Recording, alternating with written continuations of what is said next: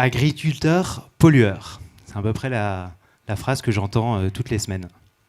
C'est vrai que quand on regarde les faits, érosion des sols, pollution de l'eau, pollution de l'air, déforestation massive, notre agriculture s'est industrialisée et ça a un peu dégénéré.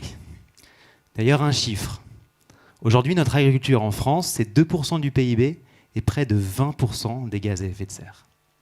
Et si le problème était finalement la solution? Imaginez une agriculture qui va régénérer, capable de séquestrer près de 34 millions de tonnes de CO2 dans les sols agricoles et d'être et de devenir le deuxième puits de carbone européen, derrière les océans, mais devant les forêts. Et c'est surtout la capacité à régénérer nos écosystèmes naturels au niveau local. On parle d'amélioration de la qualité de l'eau, de l'impact sur la biodiversité, de la qualité de l'air, et surtout de faire émerger une alimentation durable, saine, accessible pour tous. Encore faudrait-il donner aux agriculteurs les moyens de passer à l'action et surtout de revaloriser ce statut d'agriculteur. Moi, je peux vous le dire, ce sujet, je le connais bien, parce qu'on a été attaqué pendant des années sur notre ferme familiale à Villeneuve-d'Ascq, par nos voisins qui nous challengeaient par nos pratiques. Et du coup, on a décidé de prendre le sujet à bras-le-corps. Et la première chose qu'on a faite, c'est d'ouvrir notre ferme et de montrer ce qu'on faisait déjà de bien.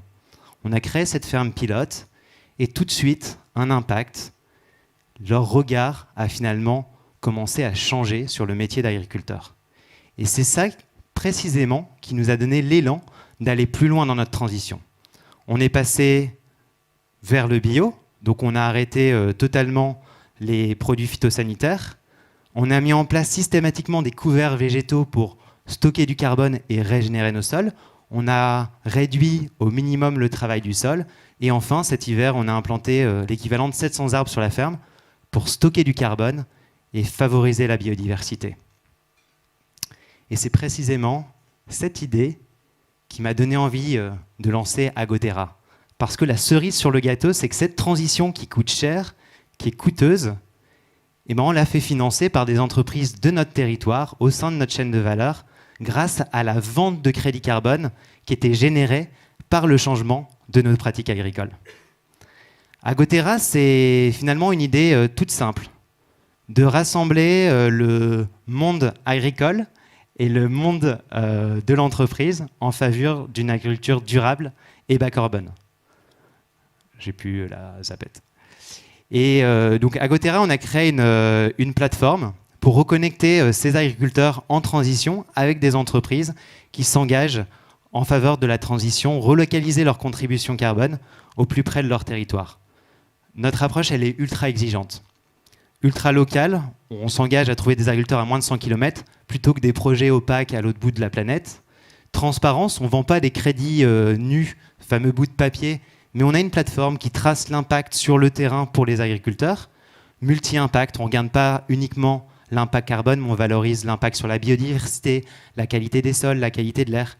Et enfin, terre à terre, petit clin d'œil à l'ancien nom, parce qu'on veut que les collaborateurs ils aillent sur les fermes. Ils voient concrètement ce qui a pu être financé par les crédits carbone. Aujourd'hui, on a engagé plus de 4000 agriculteurs en France, mais aussi en Europe, grâce à nos partenaires agricoles qui accompagnent, d'un point de vue technique et agronomique, les agriculteurs dans leur transition sur 5 ans. C'est audité et certifié par des tiers indépendants.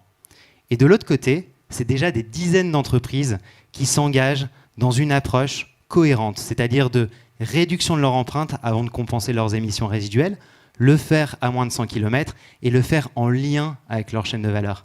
Guerlain décarbone le cuir, Innocent décarbone les pommiers, Cronenbourg l'orge ou Christian Dior les plantes à parfum.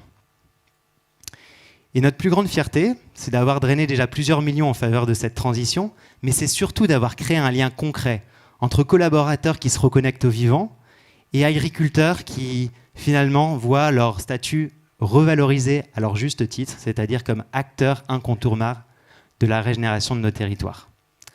Alors, en tant qu'entreprise, si vous voulez vous lancer dans la régénération, je vous propose de venir sur notre ferme pilote près de Lille, de mettre les bottes et d'ensemble, de passer à l'action.